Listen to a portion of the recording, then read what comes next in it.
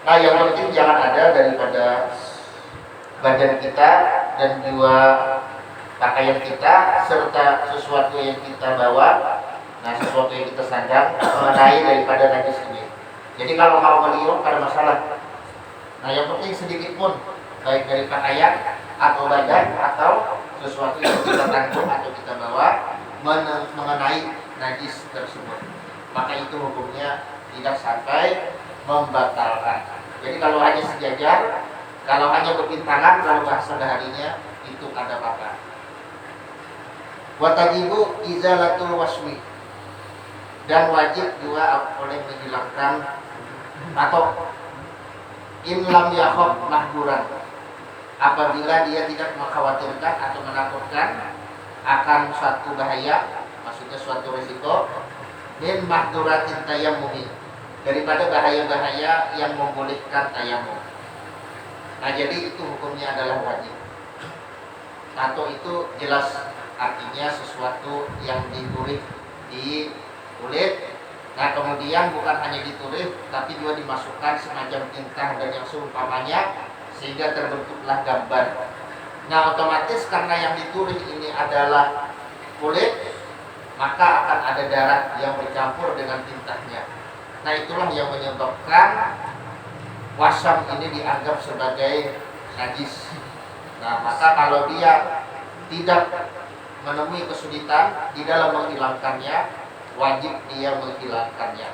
Tapi kalau dia menemui kesulitan, yang kesulitan itu adalah sesuatu yang membahayakan, yang dengannya dibolehkan tayamum. Contohnya kalau dihilangkan bakal mendekati kepada kematian atau bahkan menjadi mati sama sekali. Nah, atau misalnya menyebabkan cacat pada anggota tubuhnya, atau misalnya menyebabkan anggota tubuhnya tidak berfungsi, tidak berfungsi lagi, atau tidak berfungsi dengan baik lagi, atau misalnya menyebabkan derita, kesakitan yang tidak bisa disandar, atau misalnya menyebabkan seandainya dihilangkan itu lama baru sembuhnya. Nah, seandainya dihilangkan timbul luka, yang lukanya itu lama baru sembuh, atau misalnya timbul luka tapi ujung-ujungnya ada risiko tetanus dan sebagainya yang bisa membahayakan jiwanya. Nah, kalau tidak, maka wajib untuk dihilangkan. Dan kalau keadaannya dia tidak menemui kesulitan-kesulitan itu, tidak ada risiko-risiko atau bahaya-bahaya yang menyebabkan dia boleh tayamum dengan risiko-risiko atau bahaya-bahaya itu, maka tidak sahlah sholatnya dengan adanya tato tersebut. Nah, tapi kalau misalnya dia menemui kesulitan daripada bahaya-bahaya yang diiktibar di dalam tayamum, maka itu dianggap makruh.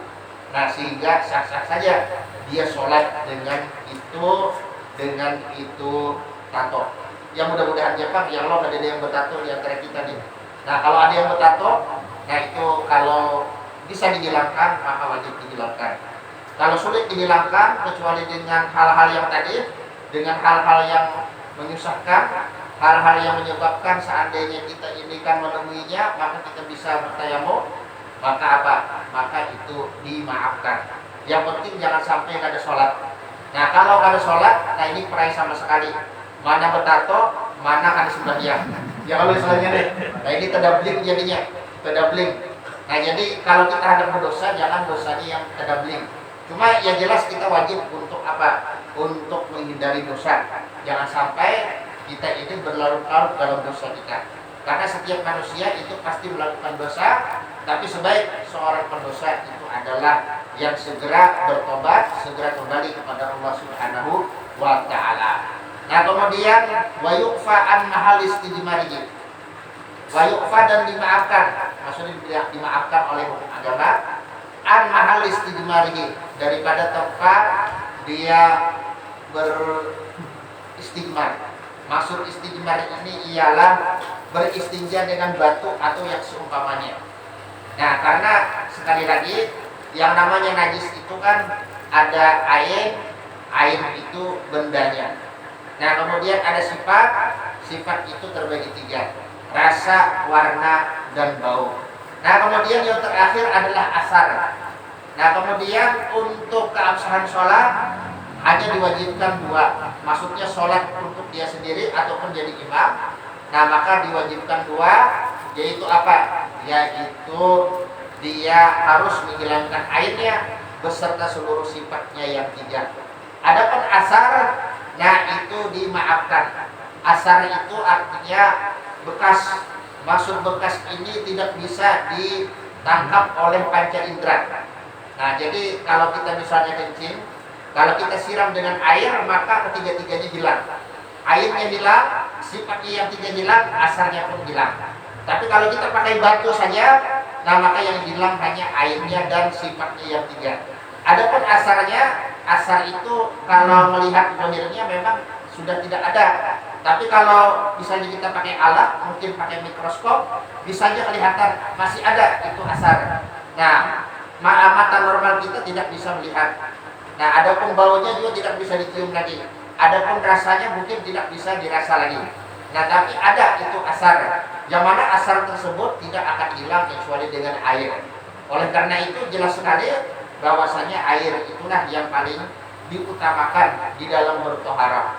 Nah sekalipun ada alternatif seperti kita beristinja boleh dengan batu, kalau kita disuruh memilih mana yang afdol, apakah dengan batu saja ataukah dengan air saja, maka jelas yang afdol adalah dengan air saja.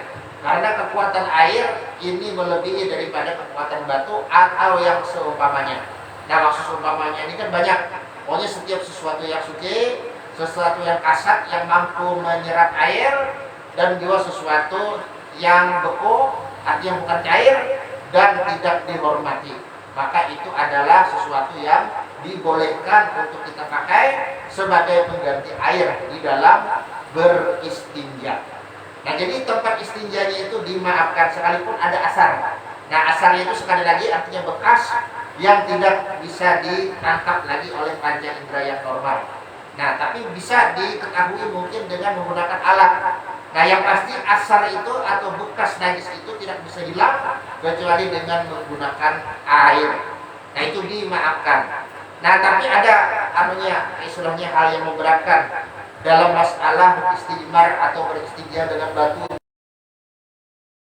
atau misalnya mengangkat. Nah orang yang beristinja dengan batu di dalam sholatnya, atau misalnya dia berpegang erat. Nah atau misalnya orang yang sholat tadi berpegang erat kepada orang yang beristinja dengan batu, maka apa? Maka itu hukumnya tidak sah sholatnya.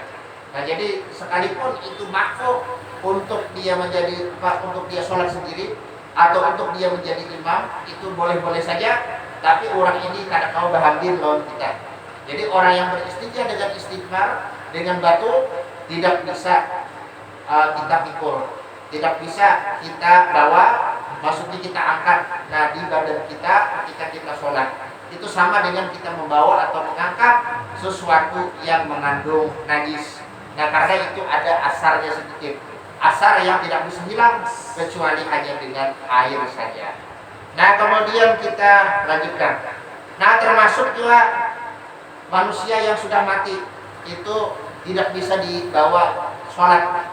Nah ini kelewatan. Ya kalau manusia yang sudah mati dibawa sembahyang. Nah mungkin manusia yang mati ini si bayi.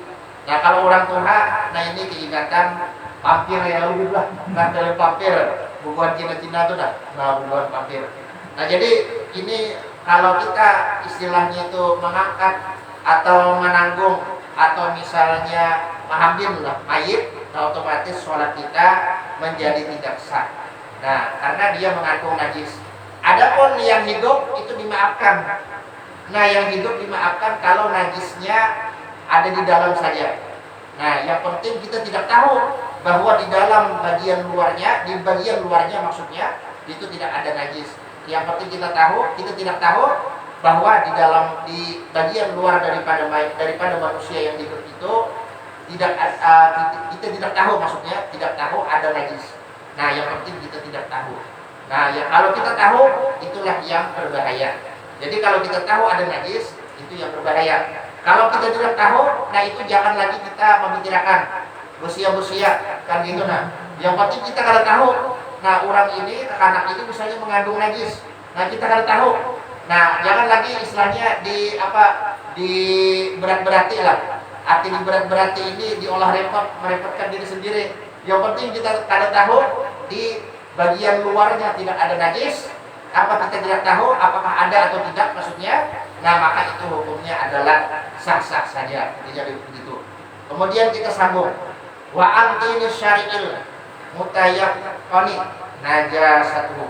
Wa antini syari'il, dan juga dimaafkan daripada tanah jalanan yang diyakini akan kenajisannya.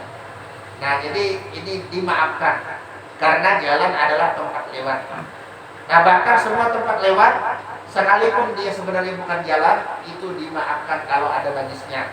Seperti di belakang rumah pekarangan itu kan biasanya kita lewat untuk apa? Untuk bedadai, untuk bertetapas dan sebagainya.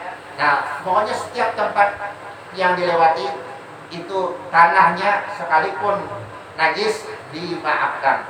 Nah bahkan di dalam kitab Mahfud Ibnul Imad itu kan disebutkan sekalipun kita melihat anjing kencing di tempat itu, nah kemudian kan istilahnya kan kena air hujan, kena apa kan gitu nah maka itu dimaafkan. Tidak perlu kita repot-repot untuk memikirkan. Artinya pasti adakah anunya kencingnya, nah kencing anjingnya besian tekana salah apa tekana tapi atau tekana batis dan sebagainya. Yang penting kalaupun kita ada terkena tanah itu, nah itu dalam jumlah yang wajar aja. Nah misalnya dalam jumlah yang sekira-kira wajar untuk kita berjalan di sana. Misalnya ada kena sedikit di bagian batis, ada kena sedikit di bagian kaki misalnya. Nah itu dimaafkan. Kecuali kalau kenanya banyak, yang sekira-kira seandainya orang kada tahu, nah dikira kita ini terjerungkup. Di mana-mana ada tanahnya, di sini.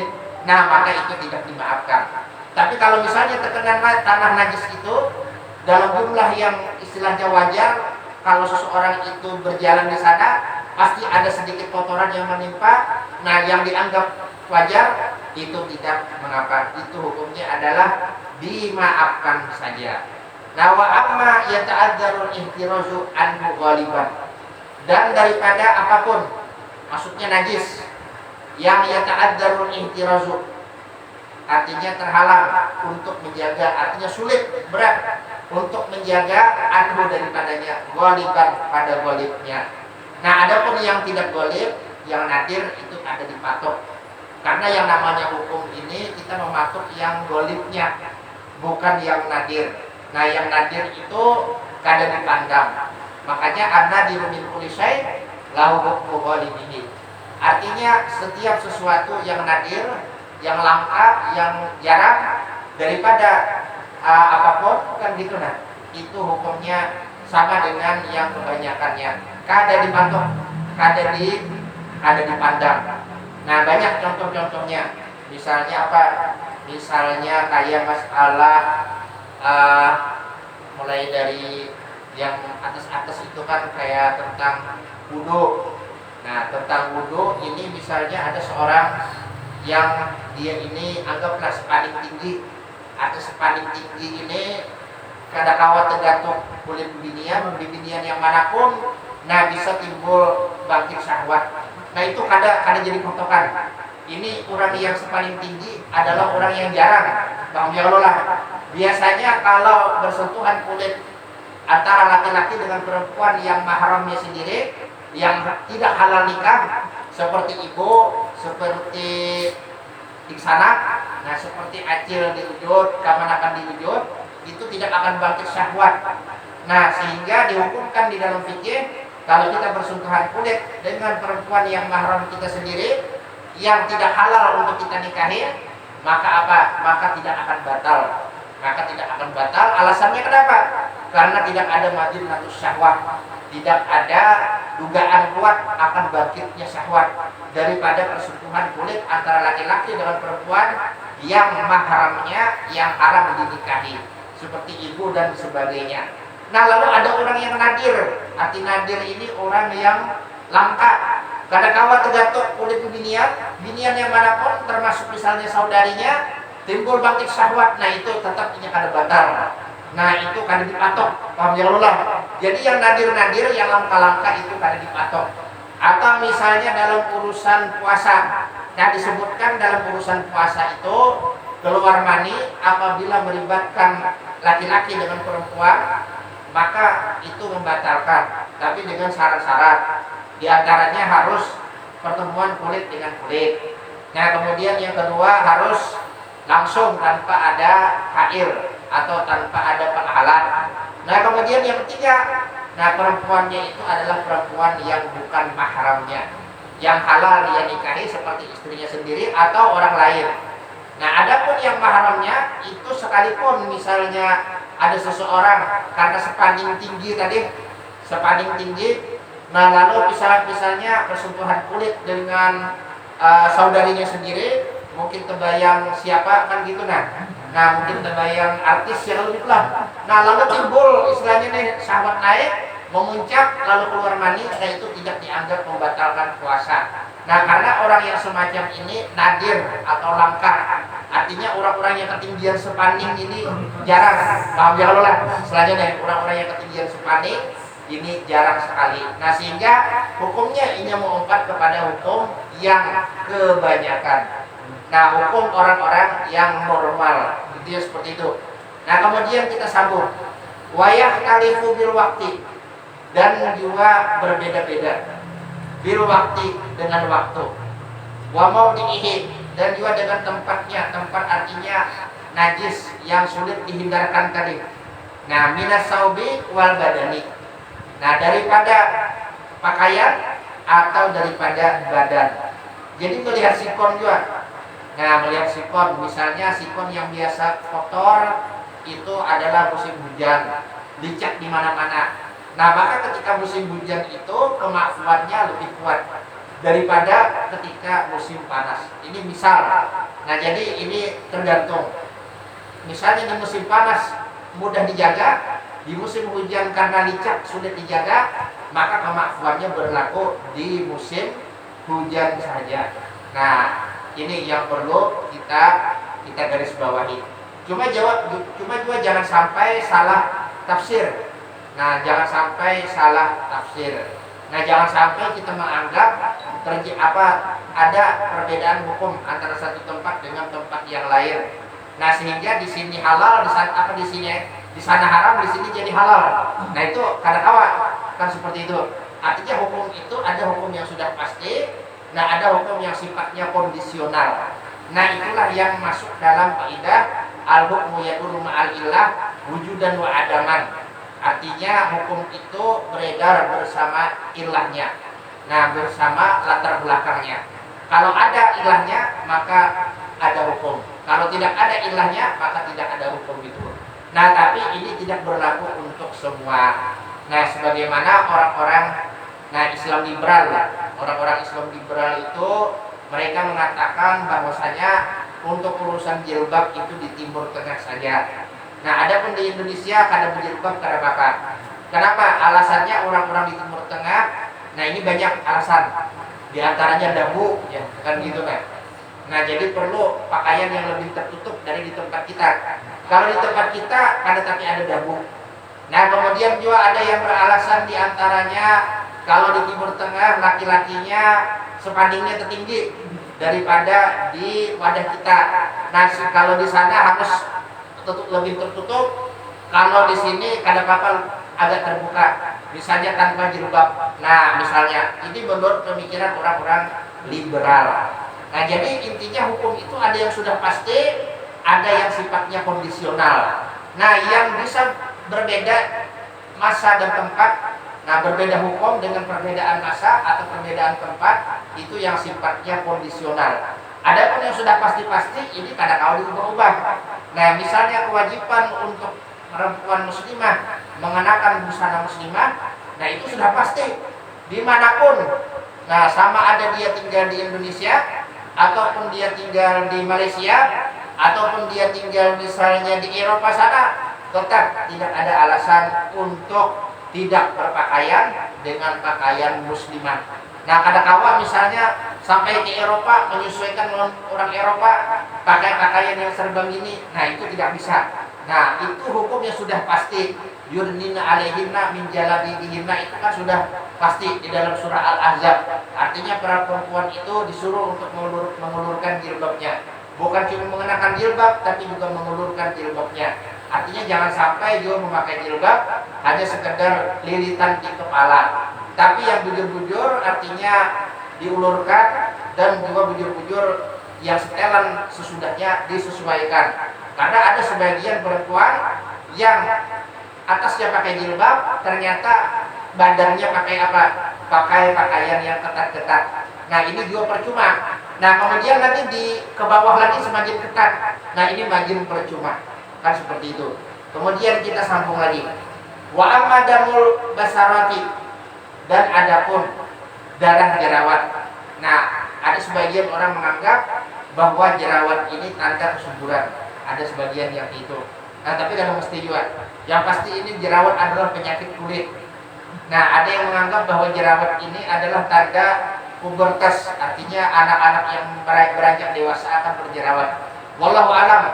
Nah, mungkin iya, mungkin tidak. Cuma faktanya memang anak-anak yang masih kecil itu kulitnya lebih bersih, kulitnya lebih mulus. Nah, adapun yang sudah beranjak dewasa, dia sering keluar rumah, maka lebih kotor daripada yang masih kecil. Dan sudah mulai ada perubahan pada kulit tersebut seiring dengan bertambahnya usia, sehingga pada waktu itu rentan untuk tumbuh jerawat. Nah, waddama milik, dan juga bisul, ya Allah. Nah, bisul, ada ulama membaca itu, nah di manakah ada kawan mengirimi di grup, apabila gerhana aja nih terjadi pada malam berapa tuh, malam semalam tuh malam apa, Syawal, keningat lo, nah maka banyak yang bisul kan gitu. Nah itu kitab apa kan tuh, kan ingat belum, entah itu kitab Mujarobat atau kitab apa, ya Allah. Nah cuma alhamdulillah ya Allah bertahan di sini kan ada yang bisul. Nah bisul ini memang merepotkan, aman pecah ya Allah, bisa sakit, bisa terkuncian. Nah apalagi pecahnya waktu sembahyang. Nah ini kan mengolah ribet lagi. Wal uruhi, dan juga luka-lukaan.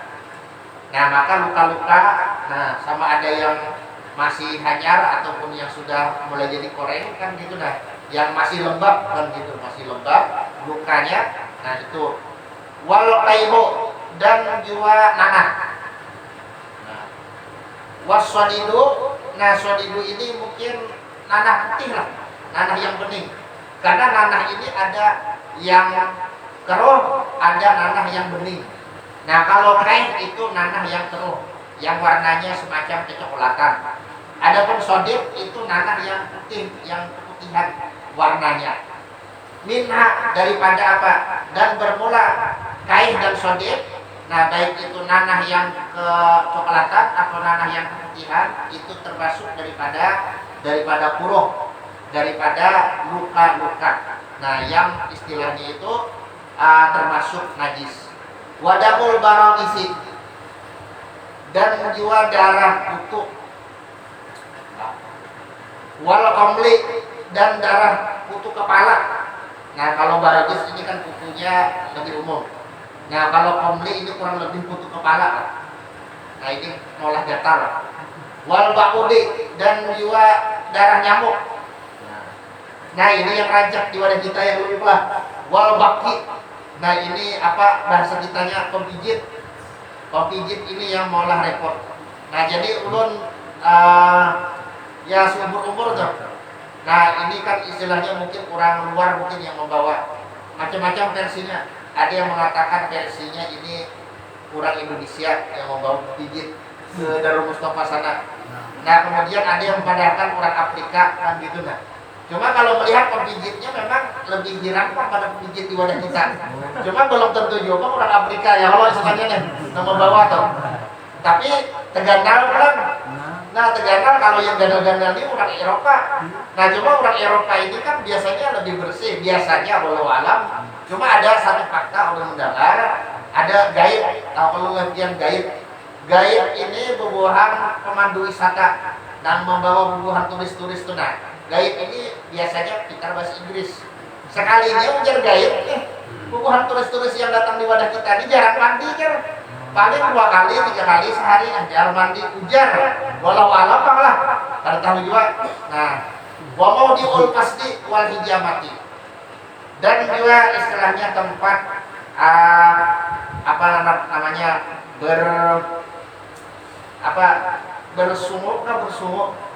berbekam. Nah, wal hijamati yang kurang lebihnya juga tempat berbekam. Nah, itu tempat bekaman. Nah, sama ada bekaman yang di depan kepala atau yang di belakang atau yang di seluruh badan. Nah, maka apa? Maka itu belum lagi sambungannya. Wawani mutubabi, kita langsung belum. Dan juga kotoran daripada lalat. Nah, dan kotoran daripada lalat. Nah, lalat ini kan kecil. Bau khuffasyib, dan kencingnya kelelawar. Wasalisul bauli, dan juga wasalasul. Nah, kalau salisnya itu kurangnya. Nah, ini salasul bauli, artinya titikan kencing daripada orang yang terkena salisul baul. Nah, artinya titikan kencing daripada orang yang ada tiis bekami karena penyakit. Wadamul istihadati. Nah, dan juga darah istihadah, darah penyakit. Wama'ul puruhi. Nah, wama'ul puruhi, dan juga air daripada luka-luka. Nah, karena biasanya kalau kita luka itu ada air yang bening. Nah, wan nafatoti, dan juga daripada gelembung-gelembung yang di kulit mungkin akibat terbakar. Nah, lepuhan yang ada di kulit mungkin karena luka bakar lalu timbul melepuh. Nah, model kayak menggelembung di kulit. Nah, itu ada di dalamnya air. Al-mutaghayyiru rihuhu. Nah, ini catatannya yang sudah berubah. Apanya berubah? Yaitu baunya. Nah, jadi yang baunya sudah berubah. Adapun yang tidak berubah maka itu suci. Nah, jadi untuk ma'ul puruh dan dua ma'ul nafatat, maksudnya air yang timbul daripada luka dan air yang timbul daripada gelembung di kulit akibat akibat luka bakar dan sebagainya.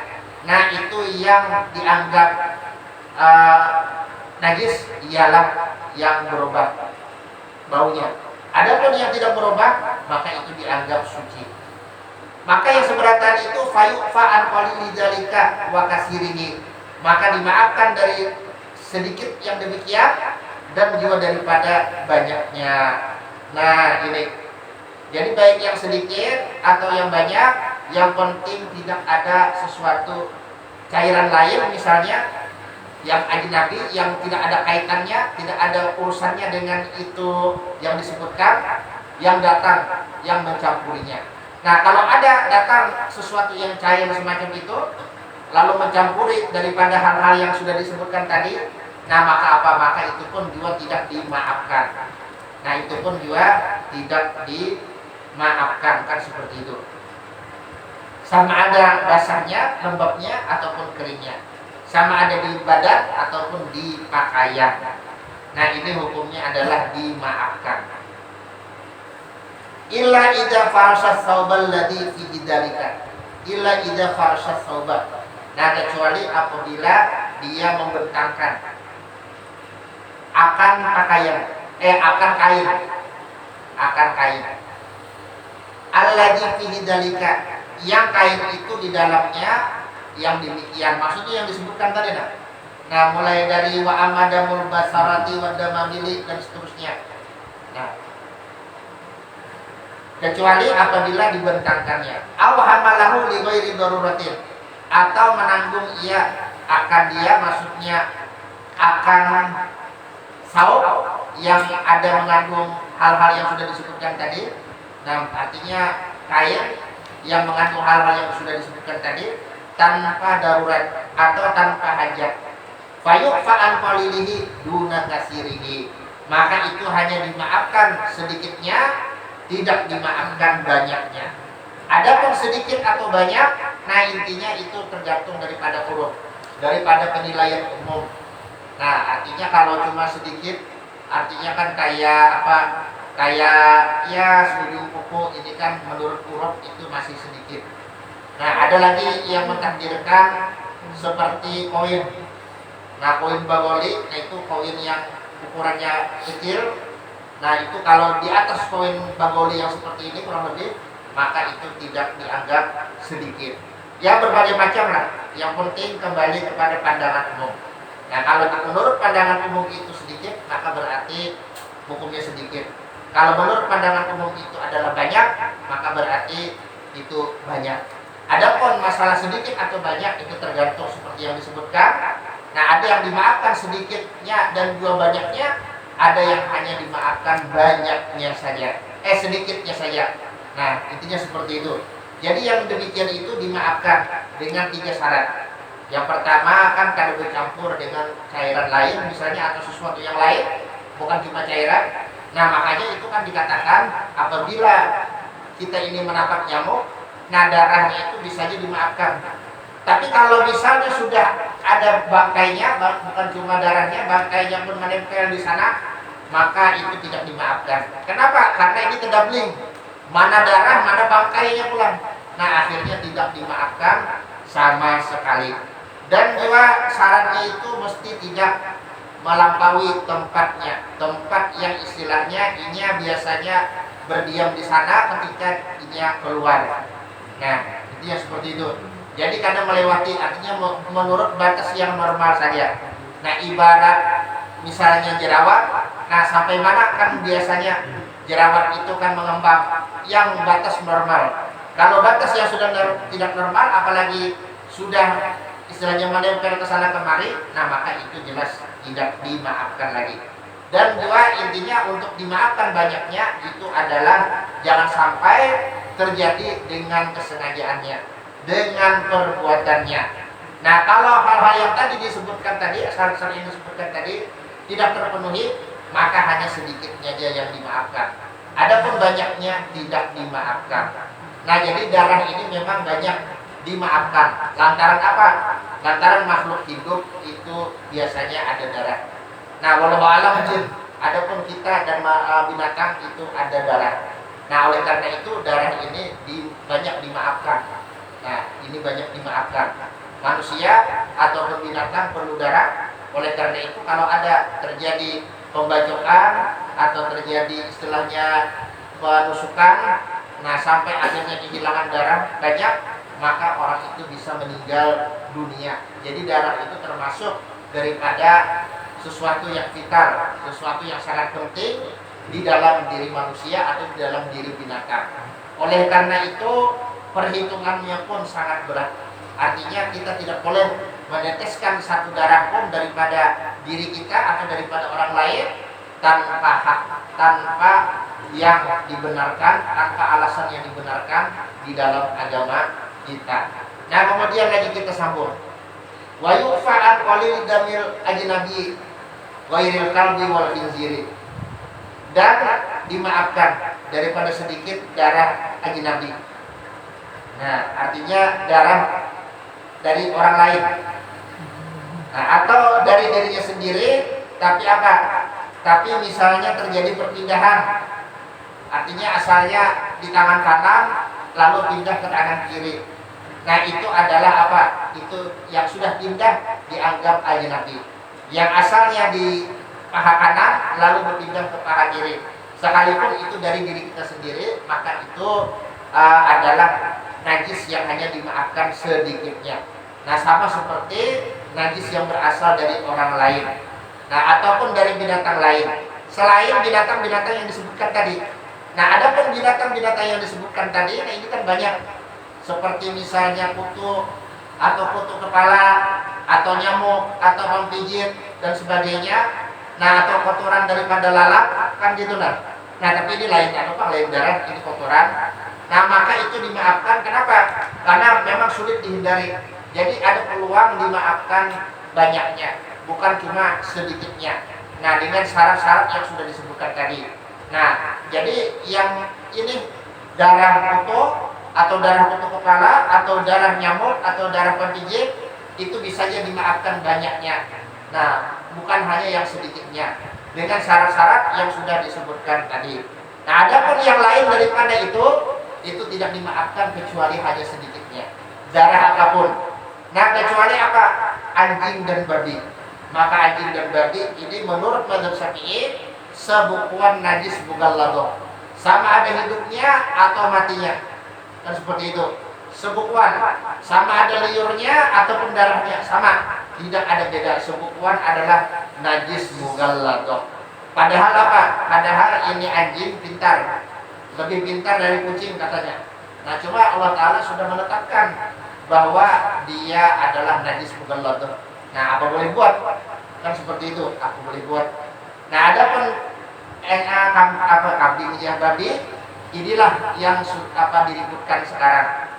Bukan sekarang Pak, sudah lewat. Ya kalau yang pasti babi itu kayak apa aja? Sama ada di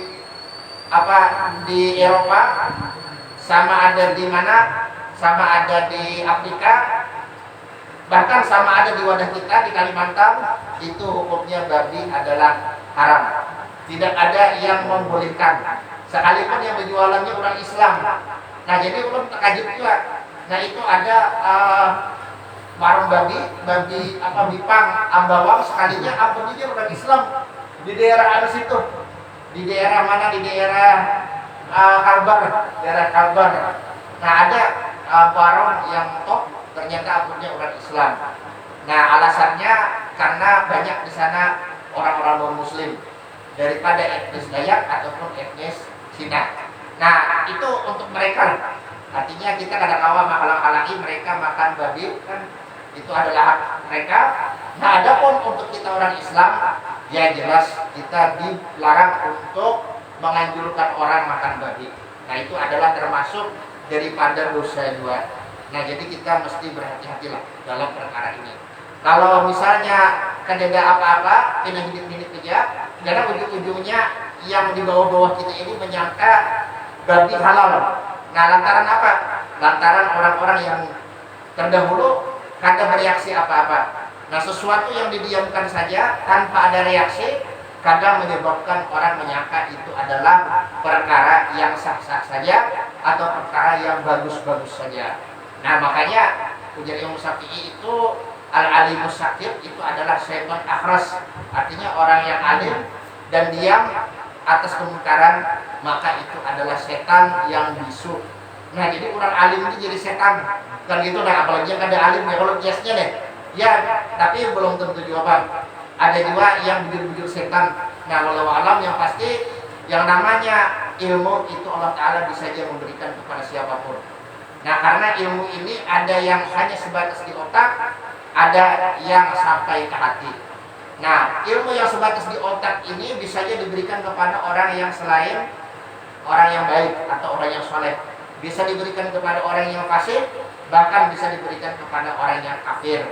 Nah, seperti ada dulu kan terkenal seorang orientalis. Maksud orientalis ini adalah orang Eropa, orang yang non-Muslim yang mempelajari Islam. Tujuannya adalah sebenarnya bukan untuk mencari hidayah, tapi untuk mencari kelemahan Islam.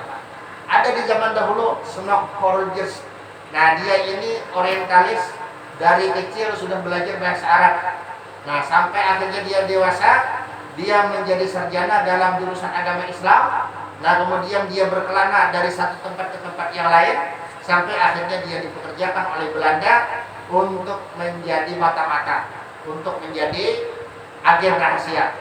Nah, sampai akhirnya dia merubah namanya menjadi Abdul Ghaffar. Nah, ternyata dia banyak hafal ayat-ayat Al-Quran, dia banyak hafal hadis-hadis Nabi. Bahkan dia pun pintar membaca kitab kuning atau kitab gundul, kitab bahasa Arab yang tidak ada harokatnya. Sampai ada sebagian orang yang tertipu, yang menyangka dia adalah seorang yang alim bujur. Nah, artinya bujur-bujur seorang muslim. Nah, karena orang-orang dulu kadang tidak bisa membedakan mana orang Arab dan mana orang Belanda. Karena apa? Karena hidungnya sama-sama mancung. Nah, kemudian lagi matanya sama-sama agak besar atau agak tajam. Kadang kebiru-biruan. Kan seperti itu. Sangat jauh berbeda dengan orang Indonesia. Nah, sehingga kadang ada orang Belanda mengaku sebagai orang Islam, pakai sorban, disangka itu adalah orang Arab. Nah itu di zaman-zaman dulu. Nah dia hafal Al-Quran, kada digampangkan. Nah bahkan Abdurrahman bin Muljam yang membunuh Sayyidina Ali itu pun diriwayatkan dia adalah seorang yang hafal Al-Quran dan dia rajin tahajud serta rajin puasa sunnah. Nah coba kenapa dia berbuat sesuatu yang salah? Nah karena dia terkontaminasi atau terjangkit akidah yang salah, keyakinan yang salah. Dia ikut dalam kelompok Khawarij. Nah keyakinan yang salah akan membuahkan tindakan yang salah. Adapun keyakinan yang benar akan membuahkan tindakan yang benar pula. Intinya seperti itu. Jadi dia hafal Al-Quran hanya sebatas di otak, tapi tidak sampai ke hati. Kan seperti itu. Kita sambung lagi sedikit. Walau asharul basarati. Nah, dan seandainya dia memeras atau memencet daripada apa? Akan jerawat, awit damamila atau akan itu bisul, apakah berbusa atau ingin membunuh akan kutu. Nah ini ada unsur kesengajaan. Apa jawabannya? Ufiya an qalilihi faqat, maka dimaafkan daripada sedikitnya saja. Wala yufa an jildil burbusi wa nahwihi, dan tidak dimaafkan daripada kulit kutu. Nah ini kayak aja bunyi kulit kutu atau daun daripada kutu. Nah ini kan kisah orang bahari, tapi kisah bubuhan dan pewaluhan. Nah jadi kan istilahnya ada sayembara. Sayembara artinya siapa yang bisa mengolah daun dari kutu, maka akan diberikan berbagai macam apapun yang dia inginkan. Nah macam-macam sudah bubuhan ahli-ahli bahari. Kadang kala juga mengolah daun daripada kulit kutu. Nah sekalinya ada yang berucap, artinya aku awak mengolah kulit dari kutu. Nah mau mengolah daun daripada kulit kutu. Nah sekalinya apa bunyinya? Bunyinya tuh dus tak karena gitu. Nah artinya ada bujur. Nah walau shalla bi najasin nasiyan au jahilan a'adaha, dan seandainya dia sholat nah dengan najis hal keadaannya lupa atau dia itu tidak tahu, kemudian dia tahu atau kemudian dia ingat, wajib untuk mengulangnya. Nah kalau misalnya waktunya masih ada, nah maka dia harus mempergunakan waktu yang masih ada itu supaya sholatnya adaan, bukan kodoan. Tapi kalau sudah terlanjur habis waktu, nah lalu dia tahu, maka apa? Maka ya apa boleh buat? Dia wajib untuk mengkodok secepatnya. Nah mungkin sampai di sini dulu. Insya Allah akan kita sambung lagi.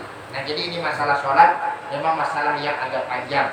Nah insya Allah jangan ada pembahasan tentang hal-hal yang membatalkan sholat dan seterusnya. Nah yang pasti di antara hal yang tidak membatalkan sholat itu adalah khitab kepada Allah dan khitab kepada baginda Rasulullah. Nah jadi yang ya Rasulullah yang akosor kesolata kan istilahnya nih amnasita itu lah. Nah ternyata Rasulullah itu memang kada dihitung. Nah bukan satu tapi memang tidak dihitung. Kenapa? Karena itu khitab kepada baginda Rasulullah. Dan khitab kepada baginda Rasulullah itu terserahnya istilahnya di dalam sholat dibolehkan. Nah asalkan jangan di tengah-tengah Fatihah. Kalau di tengah-tengah Fatihah mau kada mau Fatihah itu harus mualat. Nah mau kada mau harus diulang lagi dari awal. Jadi khitab kepada baginda Rasulullah atau khitab kepada Allah Subhanahu wa taala itu tidak membatalkan kepada sholat. Sehingga yang dalam percakapan Dzuliyadain itu sebenarnya tidak dihitung. Ya seperti itu. Ada yang kira-kira yang hendak dipertanyakan? Kalau ada yang hendak ditanyakan silakan saja. Karena cuaca ya Allah kadang panas, kadang dingin. Nah ini kita sedang dalam musim panas. Nah adapun untuk beberapa waktu lagi bisa jadi kita akan masuk ke musim hujan. Nah jadi kita banyak-banyak berdoa lah. Mudah-mudahan banjir itu tidak terulang lagi karena memang istilahnya banyak menanggung kerugian. Nah kita semua. Nah ini adalah peringatan atas dosa-dosa kita yang mudah-mudahan apa yang telah terjadi di masa lalu itu menjadi pelajaran untuk kita supaya kita mengurangi dosa. Gigi. Pun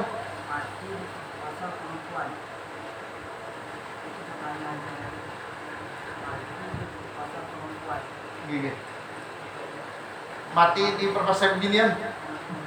Binian yang memperkosa gitu lah. Binian memperkosa lakian. Gigi. Gigi. Amun binian memperkosa lakian itu harus binian yang perkasa ya gitu lah. Kan gitu lah. Binian yang perkasa ini mungkin pemain MMA. Ada pun lelakiannya ini yang kaibuan kita nih, buat lama-lama awak ya kalau misalnya deh. Nah mungkin ya yang namanya diperkosa itu istilahnya kan dipaksa ya loh. Nah cuma yang pasti artinya apakah husnul khotimah kayak kalau itu kan kira-kira gitu. Tergantung daripada daripada apakah ada ancaman atau keadaan gitu nah. Karena yang namanya sesuatu yang dipaksa itu ada mengandung unsur ancaman. Syaratnya itu ada 4. Yang pertama, yang mengancamnya ini memang serius dengan ancamannya. Nah jadi kalau binian ini adalah binian yang perkasa, pemain MMA kan gitu nah, ahli bela diri kan gitu nah, dia serius dengan ancamannya. Nah kemudian yang kedua, si orang yang diancam ini tidak punya kemampuan untuk lari atau untuk berbuat apapun daripada menghindari ancamannya kan gitu nah. Kemudian yang ketiga, nah itu orang yang mengancam memang betul-betul sanggup melaksanakan ancamannya.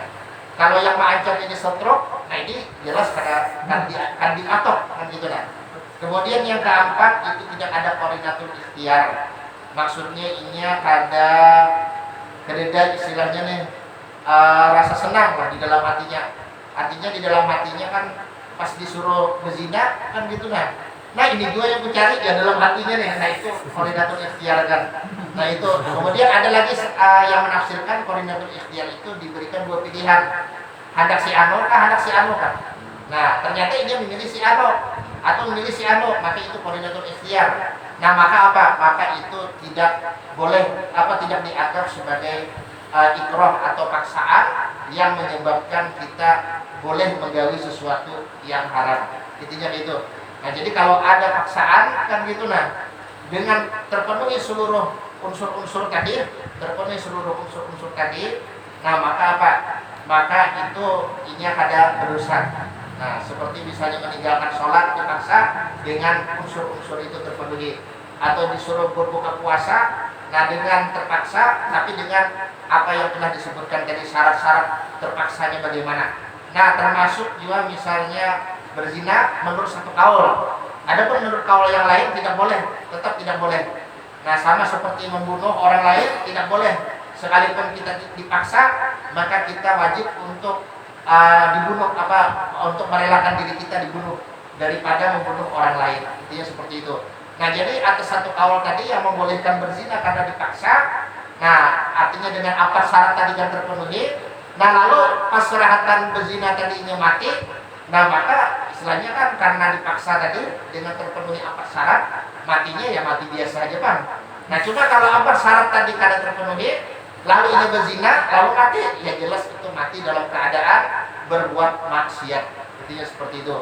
Nah cuma masalah bayangannya ini nah, soalnya kan masalah bayangannya ini kayak berapa lalakian ya kalau istilahnya ini terpaksa berzina. Nah soalnya lalakian ini ampun kendali.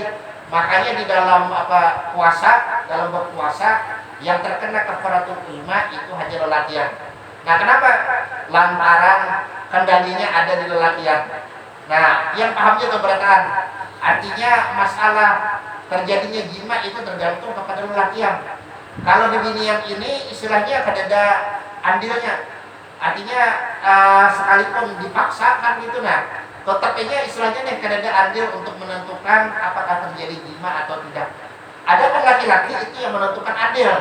Nah ini bahasa kasarnya, kalau istilahnya mau tegang, nah terjadi. Tapi kalau kada mau tegang kan kada terjadi.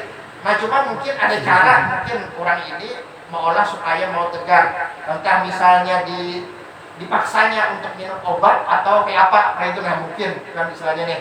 Cuma kalau secara normalnya itu kadang mungkin terjadi kalau secara normalnya, kecuali si perempuan tadi, perempuan yang perkasa tadi, dia punya cara untuk bisa membuat tegang, kemudian dia pun memaksa, mungkin ada ramuan khusus.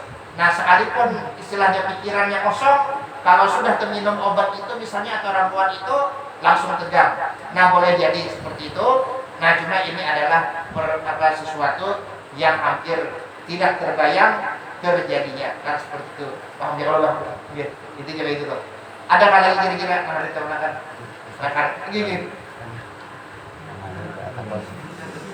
Paman pada paman muslimin. Oh, awal. Jaga TPS. Nah, TPS.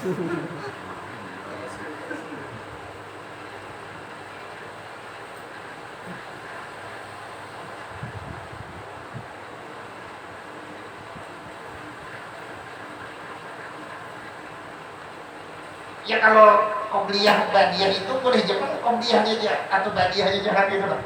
Artinya kalau mesti harus dua-duanya. Nah cuma kalau ada badiah, ada qobliyahnya kan, ada badiahnya, ada qobliyahnya, itu yang abdulnya kedua-duanya kan. Nah kalau beda ya memang ada digawi. Misalnya kan kayak badiah asar kan beda, badiah subuh beda. Nah kemudian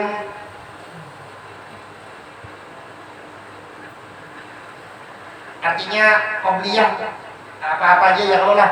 Nah kalau qobliyah zuhur itu ada yang sunnah muakkadnya 2 rakaat sebelum zuhur dan 2 rakaat sesudah zuhur. Cuma yang abdulnya 4 rakaat. Nah sebelum zuhur 4 rakaat, sesudah zuhur 4 rakaat itu yang abdulnya. Tapi yang muakkadnya artinya yang ditekankan lah, yang kemungkinan Rasulullah hampir tidak pernah meninggalkan itu sholat, yaitu 2 rakaat sebelum zuhur, 2 rakaat sesudah zuhur. Itu yang muakkad. Kalau misalnya ada ditambahi itu 4 rakaat, itu lebih bagus lagi. Nah, adapun sholat qobliyah asar itu tidak muakkad. Nah, jadi kadang Rasulullah menggawi, kadang-kadang itu jumlahnya yang abdulnya adalah 4 rakaat.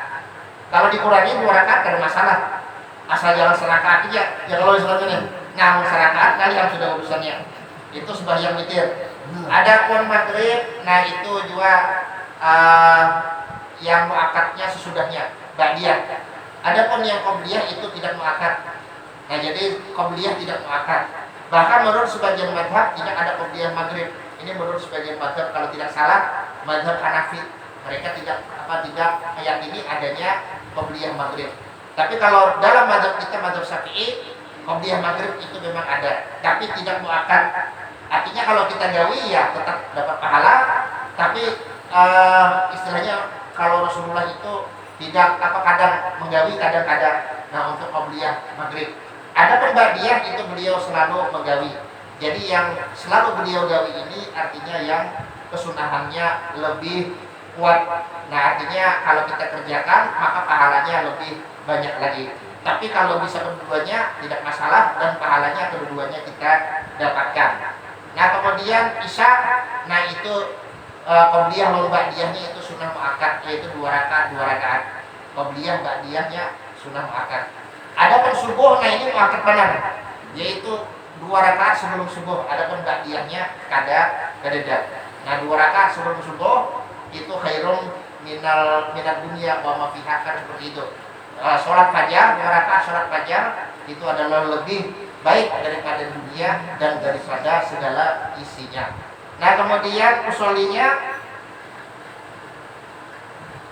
ya barangkali usolinya ini kan misalnya usoli sunat qobliyah usoli sunat usoli qobliyatul zuhri kan, usoli ba'diyatul zuhri, nah itu bisa aja kan gitu. Nah yang jelas istilahnya kan kalau ada ba'diyahnya, ada qobliyah ada ba'diyah, ya itu bagus juga kita sebut usoli qobliyatul zuhri atau usoli ba'diyatul zuhri. Nah adapun subuh, nah kita sambat aja sunat subuhi itu sudah masuk. Nah atau misalnya sunat al-fajri itu pun juga sudah masuk kan seperti itu. Nah tapi masalah usoli sekali lagi ini adalah masalah kesunahan. Adapun yang wajibnya adalah yang di dalam hati. Nah jadi misalnya hendak sembahyang zuhur usolli qobliyatul zuhri, nah bisa. Atau sesudah zuhur usolli ba'diyatul zuhri, bisa. Kalau 2 rakaat ya rakaat ini. Kalau 4 rakaat arba rakaatin. Nah, paham gitu biar istilahnya deh. Nah, mungkin karena sudah langgeng, nah jadi ulun tutup saja. Kalau misalnya ada salah dan khilaf, mohon maaf. Ya kita berdoa mudah-mudahan Allah Subhanahu wa taala memberikan kita istiqomah di dalam menuntut ilmu dan di dalam mengamalkannya dengan niat semata-mata mengharap ridhonya, dan juga mudah-mudahan Allah Subhanahu wa taala menjadikan kita sekalian sebagai hamba-hambanya yang bertakwa, yang senantiasa menjunjung perintahnya dan menjauhi larangannya, baik zahir ataupun batin. Dan juga mudah-mudahan Allah Subhanahu wa taala memasukkan kita semua ke dalam surga tanpa hisab atau dengan hisab yang mudah bersama baginda Rasulullah SAW dan segenap orang-orang yang diridhoi oleh Allah Subhanahu wa taala. Sekali lagi kalau ada salah dan khilaf, mohon maaf. Ala hadhihi niyyah wa ala man wa bihi salafun salih ila hadratin Nabi Muhammad sallallahu alaihi wasallam. Al-Fatihah. A'udzu billahi minasyaitonir rajim. Ya kana Abu wa ya nasta'in bi siratal mustaqim. Siratal ladzina an'amta 'alaihim.